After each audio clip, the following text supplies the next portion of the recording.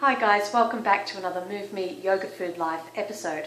So today we're going to do a Q&A video. Thank you so much for sending your questions. Could you do a video about dealing with family and friends who seem to always critique the vegan lifestyle?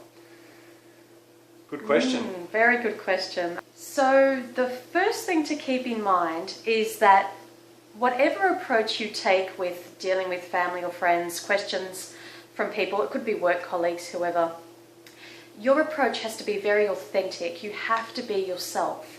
So there is not, a one-size-fits-all approach to vegan activism. You have to be very confident and very much come from a place of knowingness when you present information. So for some people, they like the Gary Yourofsky sort of hardline approach, and other people... Shock and awe. Yeah. Other people, it doesn't work for them. They just can't put that on and they want to be a lot softer. So you have to find what is right for you. That's the very first thing that we would say. Don't try and go down a line or a route that isn't really authentically you. And then the next point is, most people are critiquing because they're trying to justify their current belief system. And so what you need to do is you need to educate yourself and arm yourself with as much information and knowledge about veganism as you possibly can.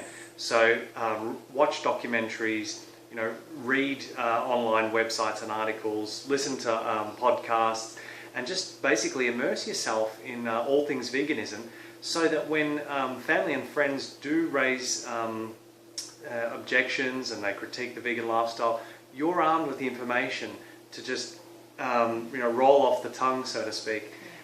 You can tell them what documentary to watch just like that, that'll address the question that they have.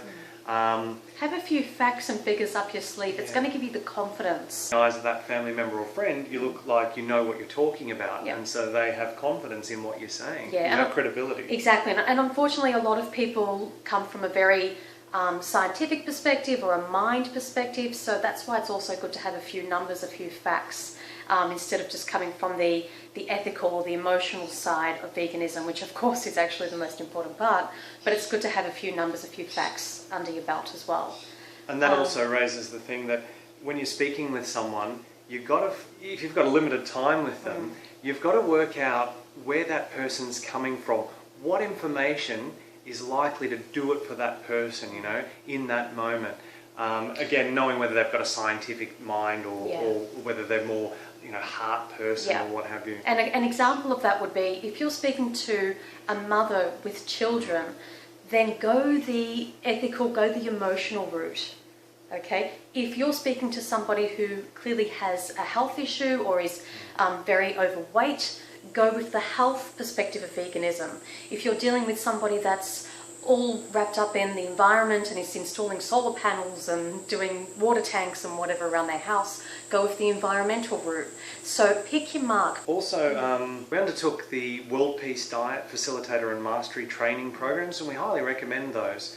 And one useful tip that we learned, that we employ a lot actually in our conversations with family, friends and strangers, is you basically say, I agree with you. I know where you're coming from. I understand what you're saying.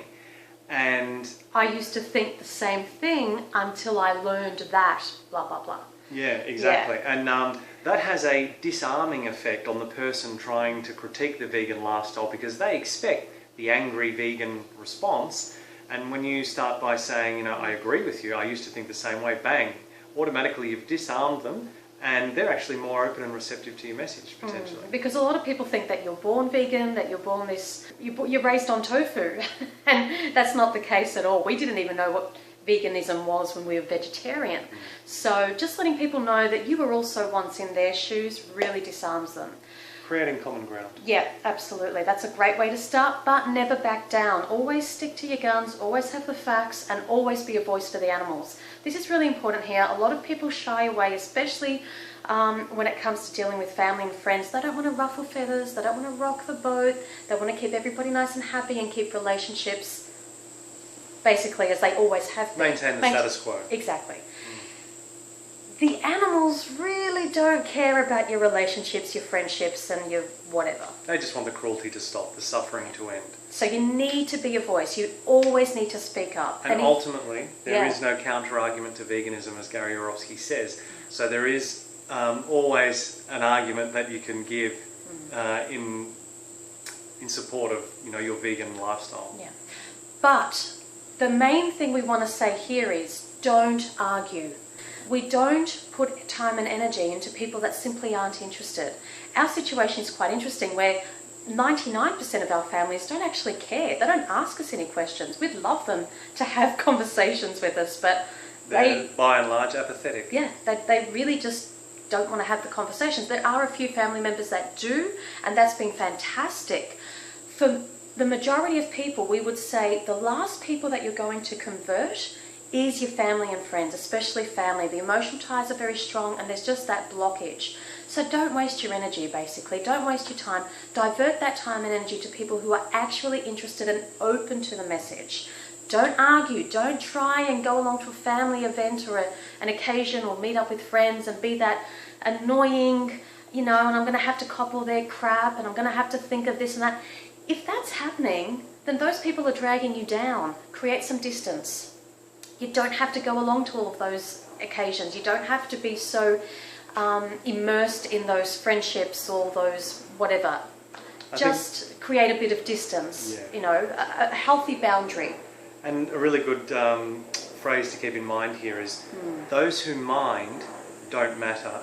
Those who matter don't mind. So I know that's quite hard for a lot of people to apply to family and friends.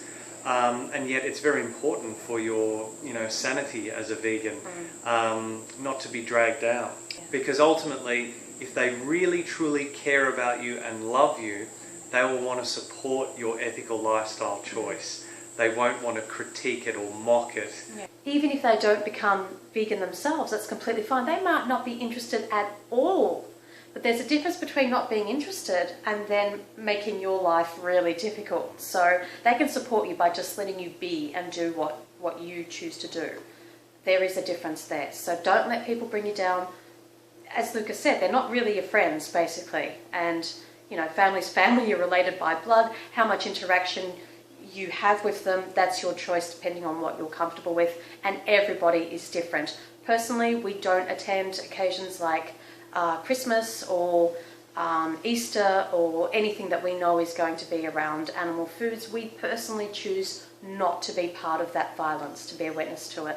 Many other vegans are completely different and they're happy to go along and bring a vegan dish or whatever. And be the change that they wish to see, which is another That's approach. fantastic. And it's each to their own. There is no right or wrong. You've got to do what works for you. Yeah. All right. So thank you so much for your questions. If you enjoyed this Q&A, let us know about it. Post more questions down below and we'll do more of these videos if you guys like them. So give it a thumbs up to let us know that you're interested in more Q&A videos, and we will do that in the future. All right. Thanks for watching, guys. Thank you. See you next time. Bye. Bye.